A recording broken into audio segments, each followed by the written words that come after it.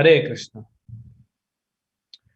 यदर्थेन विनामुष्य पुंस आत्मा विपर्ययः प्रतीयता उपद्रष्टुः स्वशिरस् छे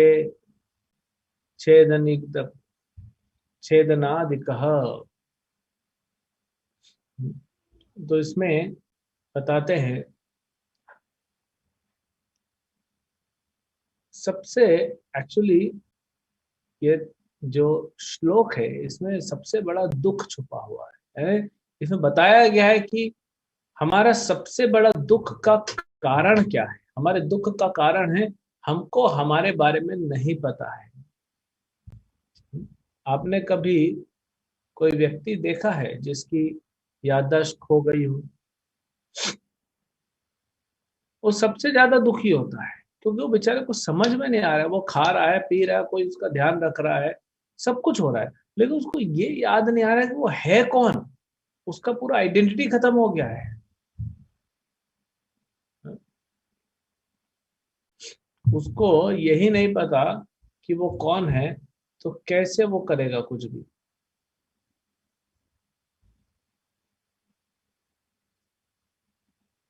जिसका याददाश्त खो जाता है ना, उससे जाके पूछिए, बड़ा दुख होता है। तो हम भी अपनी याददाश्त खो बैठे हैं। हमारा खुद का आइडेंटिटी, हमारी पहचान हमको नहीं पता है कि हम कौन है। जीवर स्वरूप है कृष्ण नित्य दास, यह भूल चुके हैं। और यही दुख का कारण है। जिस दिन वो याद आ जाएगा, हमारे जीवन में कोई और दुख रहेगा नहीं। जीव कृष्ण दास कर ले विश्वास, आर दुख नहीं। जिस दिन जीव ने ये विश्वास कर लिया कि मैं कृष्ण का दास हूं, बस उसके बाद उसके संसार में कोई दुख नहीं है। भले वो इस भौतिक संसार में रहे या आध्यात्मिक संसार में रहे।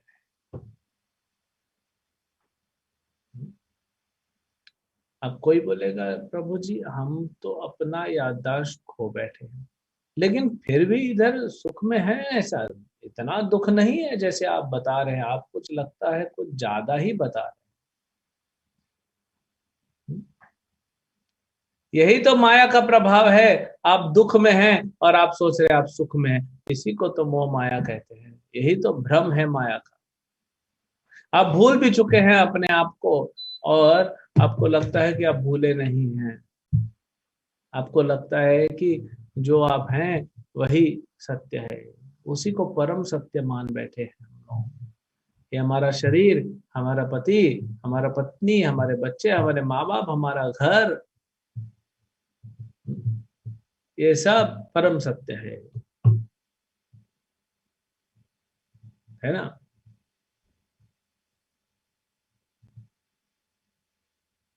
इसी इसी को माया कहते हैं। यही वो माया है।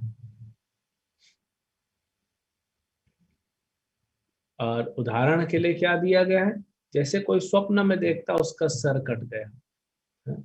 आप लोग देखते होंगे अलग अलग स्वप्न, कभी डरावने सपने आते होंगे, लेकिन आप देख रहे हैं। इसीलिए प्रभुपाद जी बोल रहे हैं कि अगर आपका सर काट दिया जाए और आप देख रहे हैं कि आपका सर काटा है, समझ जाइए कि आप स्वप्न में हैं। क्योंकि सत्य में ऐसा हो नहीं सकता। क्योंकि अगर किसी का सर कटेगा तो देखेगा कैसे, तो मृत्यु हो जाएगी।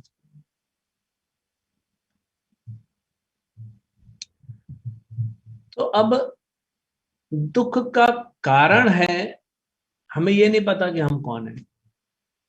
तो फिर दुख का निवारण कैसे होगा? ये ढूंढने से कि हम कौन है, जब ये पता लग जाएगा। इसीलिए तो हर शास्त्र में दिया है, चाहे गीता हो चाहे भागवत हो, सब जगह दिया है। गीता में भगवान बोलते हैं ना, मामेवांशो जीव लोके जीव भूत सनातन मनः षष्ठानि इंद्रियाणि प्रकृति स्थान कर्षति। अर्जुन, मामेवांशो जीव लोके, सारे जो जीव है ना, ये मेरे अंश हैं। ये सब मेरे अंश हैं, मतलब मेरे दास हैं। अंश मतलब दास। ये उंगली मेरा शरीर का अंश है, तो ये उंगली मेरा दास है कि नहीं? तो प्रभु कब से मैं आपका अंश हूं? सनातन काल से अर्जुन, जीव भूत सनातन, शाश्वत काल से तुम मेरे अंश हो, सभी मेरे अंश हैं और शाश्वत काल तक सभी मेरे अंश रहेंगे, कोई चेंजेस नहीं हो सकता।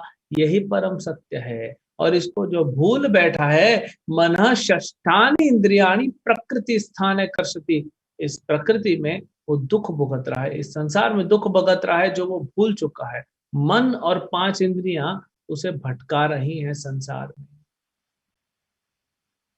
तो भगवान कितना क्लियरली बता रहे हैं कि हम कौन है। चैतन्य महाप्रभु ने क्या कहा? जीवेर स्वरूप है कृष्ण नित्य दास। हाँ? हम कौन है? जीव कौन है? हम कृष्ण के नित्य दास हैं। तो हम जो भी साधना कर रहे हैं, ये सिर्फ इसलिए कर रहे हैं कि अपने आप को पहचान ले। चेतो दर्पण मार्जनम। हाँ? आप अगर सवेरे उठते हैं, तैयार होते हैं, मान लीजिए सवेरे 4 बजे आप उठे, नहा धो के, और आप तिलक लगाने जा रहे हैं, लेकिन रूम में लाइट ही नहीं है, अंधेरा है। आपके सामने मिरर है, तिलक आपके हाथ में, लेकिन लगाएंगे कैसे? क्योंकि अंधेरा है, तो अंधेरे में लगा नहीं सकते। तो उजाला करना पड़ेगा, क्योंकि जब तक अंधेरा है तब तक आप अपने आप को देख नहीं पाए। मान लीजिए उजाला है, लेकिन आपके मिरर पे, जो आपका दर्पण है घर पे, उसके ऊपर बहुत धूल जम गई है। बम्बई में तो बहुत हवा तूफान चलता है, लेकिन अभी तो बारिश का मौसम है, नहीं तो धूल घुस जाती है। आप वृंदावन तरफ जाएंगे, हाँ, गर्मी के मौसम में, जून में, मई जून में इतना हवा चलता है, गर्म हवा, और साथ में क्या चलता है? ब्रज रज। और घर की खिड़की खोलेंगे तो पूरा ब्रज रज अंदर आ जाता है। अच्छा है, वृंदावन का भूमि है, वृंदावन का रज है वो। लेकिन अगर वो पूरा आपके दर्पण को धूमिल कर दिया है, तो आप अपने आप को नहीं देख पाएंगे। फिर तिलक कैसे लगाएंगे? तिलक कभी इधर चला जाएगा, कभी उधर चला जाएगा, कभी ऐसे हो जाएगा, कभी इधर ऐसे लगा ले, गड़बड़ हो जाएगा। आप अपने आप को देख नहीं पाएंगे। तो फिर क्या करेंगे? वो मिरर को साफ करेंगे। और उसी को क्या किया? चैतन्य महाप्रभु ने क्या कहा? चेतो दर्पण मार्जन। तो प्रॉब्लम स्टेटमेंट क्या है? कि हम दुख में हैं। उसका कारण क्या है? हम अपनी याददाश्त भूल चुके हैं।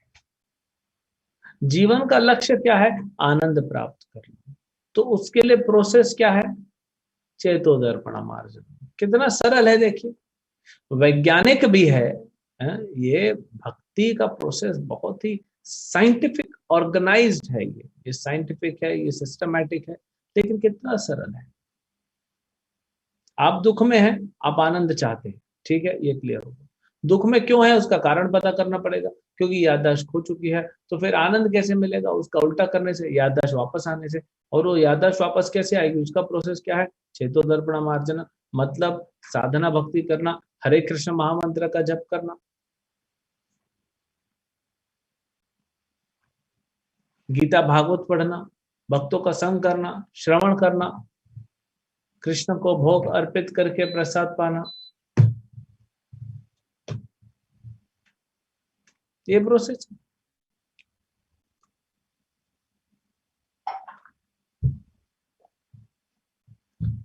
अब इतने सरल चीज को घुमा घुमा के, घुमा घुमा के, घुमा घुमा के और परेशान कर दिया है संसार के लोगों ने,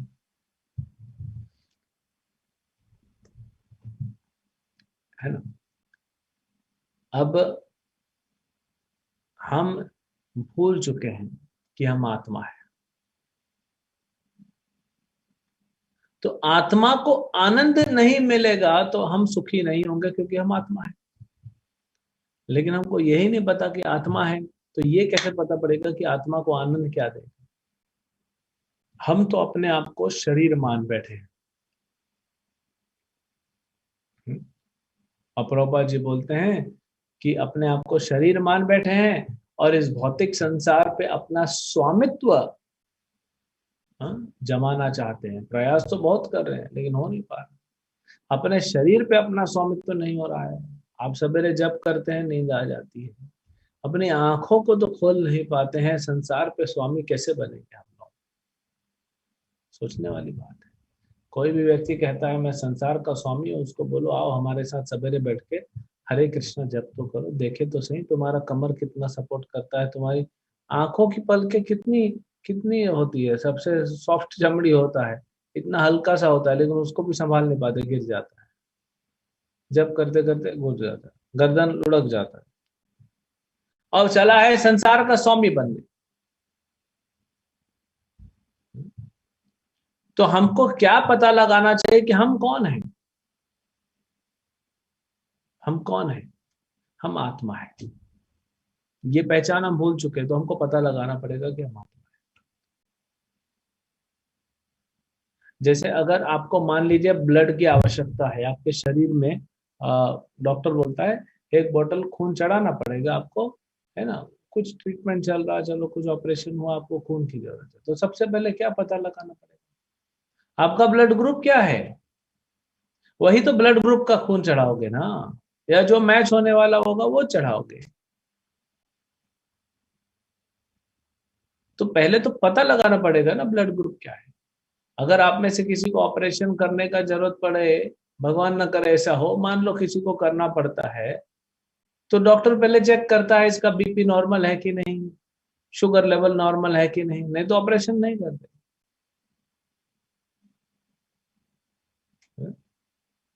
तो ये सब हमको चेक करना पड़ता है, मतलब ये सब पता लगाना पड़ता है।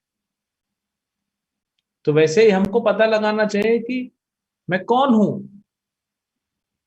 हमारा आइडेंटिटी क्या है, जब पता पड़ेगा आत्मा है। अब आत्मा को क्या आनंद देगा, वो एक ही वस्तु है, वो है कृष्ण। कृष्ण भक्ति, कृष्ण प्रेम ही आत्मा को आनंद दे सकता है,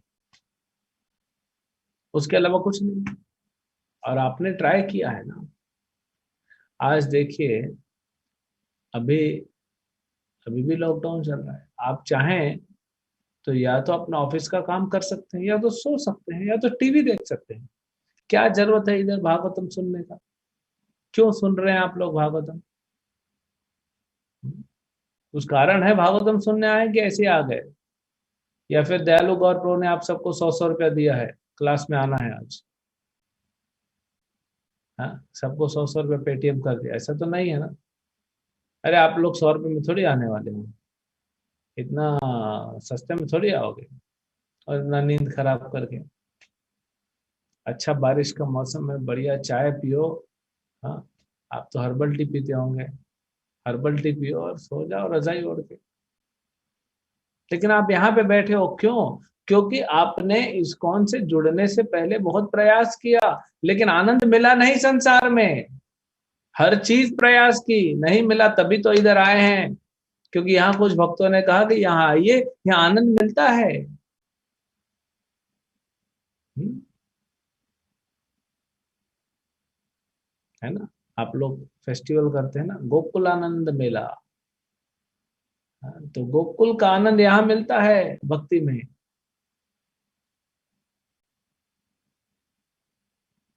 तब आपको, तब आप यहाँ आ रहे हैं। आज इस्कॉन को स्थापित हुए 55 साल हो गए लगभग, इस साल में होने वाले हैं, 1 महीने की बात है, 55 साल पूरे हो जाएंगे। और ऐसे भी भक्त हैं इस्कॉन में जो पिछले 55 साल से हरे कृष्ण मंत्र जप कर रहे हैं, शुरू में जुड़े थे, अभी तक हरे कृष्ण मंत्र जप कर रहे हैं। कुछ तो आनंद मिल रहा है तभी तो कर रहे हैं, नहीं तो क्यों करते? क्योंकि थ्योरेटिकली, या फिर हमारे पास ऐसे भी भक्त हैं जिनको साक्षात्कार हो चुका है, हमारे वरिष्ठ हैं जिनको आत्मा साक्षात्कार हो चुका है। और नहीं भी हुआ है, जो दूसरे साधक हैं जिनको नहीं हुआ है, कम से कम वो थ्योरेटिकली कन्विंस है कि मैं शरीर नहीं हूं, और इस शरीर के लिए मैंने जन्मों जन्म किया है। भगवान कृष्ण, भगवान चैतन्य महाप्रभु, प्रभुपाद सब यही कहते हैं, तुमने हर जन्म शरीर के लिए किया, कुछ मिला? नहीं मिला, अब तुम आत्मा के लिए। तो कम से कम थ्योरेटिकली हम कन्विंस हैं कि हम शरीर नहीं है, हम आत्मा है। तो आत्मा का आनंद कहाँ मिलेगा? भक्ति में करने, भक्ति करने से मिलेगा। तो हम यहाँ पे आए हैं, इसीलिए तो भागवत सुन रहे हैं। और इसके अलावा जो बाकी सब कुछ है वो क्या है? वो भ्रम है। बाकी सब भ्रम है। ए भालो ए भ्रम, न ए भालो ए मंद, ए सब मनोधर्म। ये सब भ्रम है, सब मनोधर्म है, सब मन से उपज हुई है। प्रभुपाद जी यूज करते हैं ना वर्ड, ना, जगलरी ऑफ वर्ड्स। दुनिया में लोग बैठे हैं जो ये वर्ड जगलरी करते हैं, लेकिन उनको ये नहीं पता कि वो सब माया के वशीभूत हैं, सब माया में पड़े हुए हैं। तो क्या फायदा? हाँ? कभी कभी कोई व्यक्ति बेहोश हो जाता है तो वो कुछ बड़बड़ बड़बड़ करते रहता है, उस बड़बड़ाने का कोई वैल्यू है? ऐसे ही यहाँ बड़े बड़े पंडित हैं, हाँ, मंडलेश्वर, महामंडलेश्वर, महापंडित, गोस्वामी, ये सब इस संसार में जो बड़े बड़े हैं। और अमेरिका में जाएंगे तो बड़े बड़े साइंटिस्ट, एस्ट्रोनॉट्स, नासा के साइंटिस्ट, ये सब जो बोल रहे हैं ये तो सब माया के वशीभूत हैं। इसलिए इनका बोलना कैसे है? एक व्यक्ति जो बेहोश हो गया है वो बड़बड़ा रहा है, कोई वैल्यू नहीं है उसका, कोई वैल्यू नहीं। इसलिए तो दुख मिल रहा है ना संसार में। कहाँ आनंद मिल रहा है? कुछ मिला इन लोगों को? पूछिए जाकर। और आप अगर बोलेंगे कि आइए हम आपको आनंद के एक ऐसे प्रोसेस के बारे में बताते हैं जहां पे गारंटीड आपको आनंद मिलेगा, लेकिन वो आएंगे नहीं।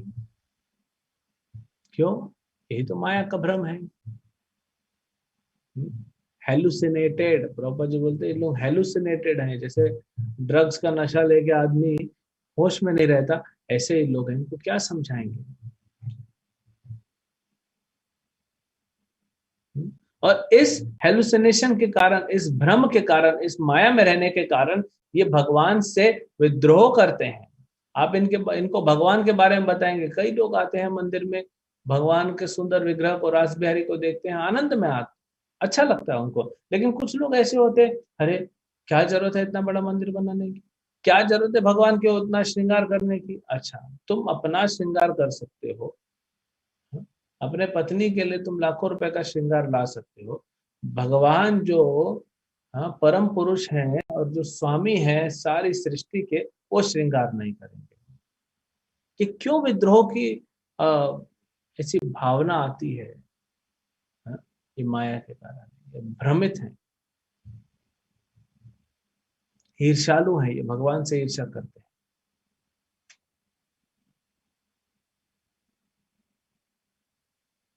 और अपने आप को भगवान समझते हैं, ईर्ष्या करते हैं तो भगवान समझते हैं।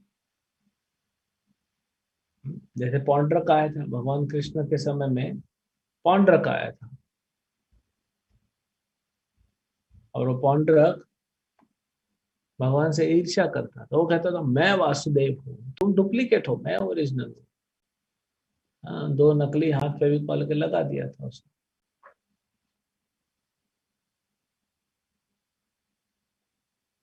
तो बहुत सुंदर यहाँ पे प्रभुपाद जी कंक्लूजन देते हैं। क्या बोलते हैं प्रभुपाद?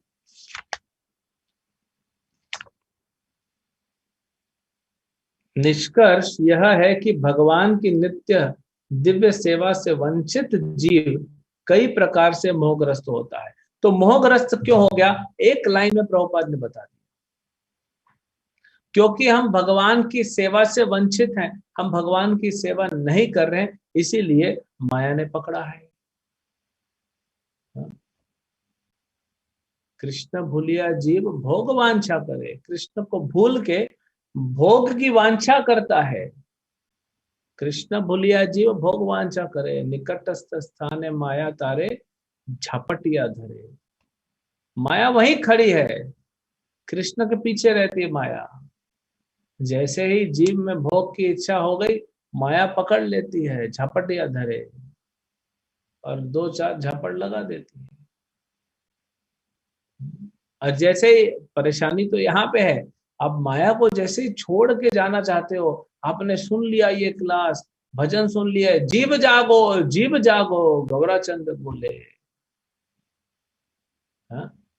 आप जागृत हो गए, आप जैसे ही जाने का प्रयास करते हो, माया आपको कुछ बढ़िया सा मीठा लड्डू दे देती है, फिर फंसा देती है। ये सब साधकों को स्ट्रगल करना पड़ता है। हाँ? इससे घबराना नहीं, प्रभु जी मैं इतने साल से प्रयास कर रहा हूँ लेकिन माया पकड़ लेती है, तो क्या हुआ, आप प्रयास करते रहो। पैसा कमाने के लिए हम इतनी मेहनत करते हैं। एक लड़का एक लड़की को प्रसन्न करने के लिए कितनी मेहनत करता है, और भी 2 दिन का उनको सो कॉल्ड क्षणभंगुर सुख मिलता है, फिर वापस लड़ाई झगड़ा चालू हो जाता है, तो उसके लिए इतनी मेहनत करता है। एक बच्चा पैदा होता है, उसके दिमाग में हम लोग थोड़ा बड़ा होता है भरना चालू कर देते हैं ये, और भूसा भूसा बोलते हैं कि बेटा तुमको जॉब करना है, जॉब करना है, जॉब करना है। बेचारा जॉब करने के लिए कितने साल पढ़ाई करता है, अभी जॉब तो बोलता है ठीक है चलो मैं अभी जॉब करता हूँ। अभी थोड़ी, अभी तो तुम प्ले स्कूल में जाओगे, फिर नर्सरी में जाओगे, फिर हायर नर्सरी में जाओगे, फिर लोअर केजी, फिर अपर केजी, फिर 12 साल स्कूल में पढ़ाई करेगा, फिर 4 साल इंजीनियरिंग करेगा। ऐसा 20-21 साल पढ़ाई करने के बाद उसको 10-12 हजार 20 हजार की नौकरी मिलती है। तो थोड़े से पैसों के लिए कितना मेहनत करना पड़ा उसको। तो सोचिए, हमको कृष्ण प्रेम प्राप्त करने के लिए, कृष्ण भक्ति प्राप्त करने के लिए, कृष्ण की भक्ति में निष्ठा प्राप्त करने के लिए कितना मेहनत करना चाहिए। क्वालिटी और क्वांटिटी दोनों। ये नहीं सोचिए कि 2-4-5 साल हो गया, मेरा दीक्षा हो गया, अब मुझे कृष्ण प्रेम अभी तक नहीं मिला, ऐसे नहीं होता। हमको क्वालिटी और क्वांटिटी दोनों चाहिए ना। हम तो हरे कृष्ण मंत्र जप करते करते सो जाते हैं, सुनते नहीं ध्यान से, भागवत में सो जाते हैं, सुनते नहीं। तो जब श्रवण नहीं होगा तो शुद्धिकरण कैसे होगा, चेतो दर्पण मार्जनम कैसे होगा। यहाँ पे मान लीजिए आपका दर्पण है और कपड़ा आप साइड में मार रहे हैं, पानी आपने इधर साइड में मार दिया, कपड़ा इधर मार रहे हैं, दर्पण पे तो आपने कुछ किया ही नहीं, थोड़े से छींटे पड़े। तो ध्यान पूर्वक जब तक जप नहीं करेंगे, ध्यान पूर्वक श्रवण कीर्तन नहीं करेंगे, उत्साह से हम सेवा नहीं करेंगे भगवान की, तो चेतो दर्पणा कैसे होगा, कोई क्वालिटी नहीं है। आप में से किसी को स्ट्रांग भजन करना है तो कैसे करना पड़ेगा। ध्रुव महाराज को देखिए, 6 महीने में भगवान प्रकट कर, भगवान को प्रकट करवा दिया उन्होंने 6 महीने में, अपनी भक्ति से खींच लिया भगवान को। लेकिन हम हैं क्या इतने दृढ़, हमारा दृढ़ता है इतना। प्रहलाद महाराज को कितना तकलीफ मिला, उसका बाप मारने के पीछे पड़ा है, अलग अलग तरीकों से उसका बाप उसको मार रहा है, लेकिन प्रहलाद महाराज ने जब छोड़ा, भक्ति छोड़ी। हमको तो थोड़ा सा तकलीफ हो जाए तो सबसे पहले जब छूट जाता है, डिस्टर्ब हो जाते हैं, रीडिंग हियरिंग तो भूल ही जाइए। हाँ, प्रभु जी भागवतम में क्यों नहीं आए, माता जी भागवतम में क्यों नहीं आई, अरे क्या बताएं, ये हो गया, ये हो गया, अरे वो हो गया, वो हो गया, वो तो होता रहेगा, उसका इलाज ही तो है भागवतम। अगर आप डॉक्टर के पास गए हैं, डॉक्टर आपको आपको सर दर्द हो रहा है, डॉक्टर ने आपको दवाई दी है, हाँ? लेकिन आप दवाई ले नहीं रहे हो, डॉक्टर बोले मेरा सर दर्द बढ़ता जा रहा है, कम नहीं हो रहा है, डॉक्टर बोले दवाई तो लो। तो आपके संसार में दुख आ रहा है क्योंकि आप दुखालय में हो और अपना कर्म है सबका, तो उसके कारण भागवतम क्यों छोड़ना, उसके कारण श्रवण कीर्तन क्यों छोड़ना, जब क्यों छोड़ना। वही तो इलाज है, वही तो दवाई है, उसी को छोड़ दोगे तो फिर क्या करोगे। वेंटिलेटर पे जो आदमी है, उसका तो ऑक्सीजन वो हटा दोगे तो खत्म हो जाएगा, उसको सपोर्ट चाहिए। तो ये हमारा ऑक्सीजन है। हम जितना अच्छे से क्वांटिटी और क्वालिटी से भक्ति करेंगे, उतना जल्दी हम भगवान का, हाँ, सेवा कर पाएंगे। और भगवान का सेवा करेंगे तो माया गायब। जैसे जैसे कृष्ण भक्ति में आप बढ़ेंगे, माया गायब होती जाएगी, ये खुलता जाएगा और ये संकुचित होता जाएगा, ये विकसित होता जाएगा, ये संकुचित होता जाएगा। तो जितना मात्रा में आप कृष्ण भक्ति में आगे बढ़ोगे, माया उतनी मात्रा में आपके जीवन से निकलती जाएगी। तो आप चाहते हैं कि आपके जीवन में सिर्फ आप में से कितने भक्त हैं जो चाहते हैं कि हमको शुद्ध कृष्ण प्रेम, शुद्ध कृष्ण भक्ति करनी है और कुछ नहीं, कोई मिलावट नहीं चाहिए? तो अगर आप लोग ऐसा चाहते हैं तो फिर आपको ऐसा प्रयास भी करना पड़ेगा। कोई इंजीनियरिंग स्टूडेंट है, वो अच्छा प्रयास करेगा तो उसको 1 लाख रुपए की जॉब मिलेगी, नहीं करेगा तो 10,000 वाली नौकरी मिलेगी। तो आप जितना प्रयास करेंगे उतना मिलेगा। और इस प्रयास में हमको हतोत्साहित नहीं होना चाहिए, परेशान नहीं होना चाहिए, लगे रहना चाहिए, क्योंकि बीमारी बड़ी गहरी है।